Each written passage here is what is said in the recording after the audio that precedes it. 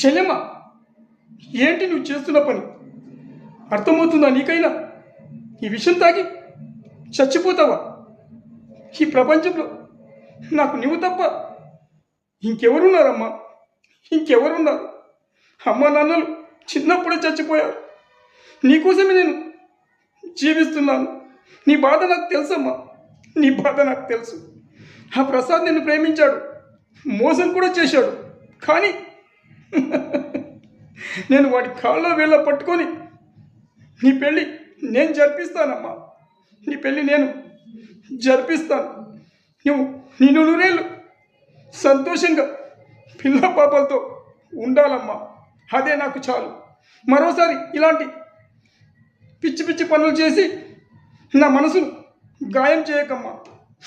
నా మనసును గాయం చేయకు. నాకు మాటివమ్మా.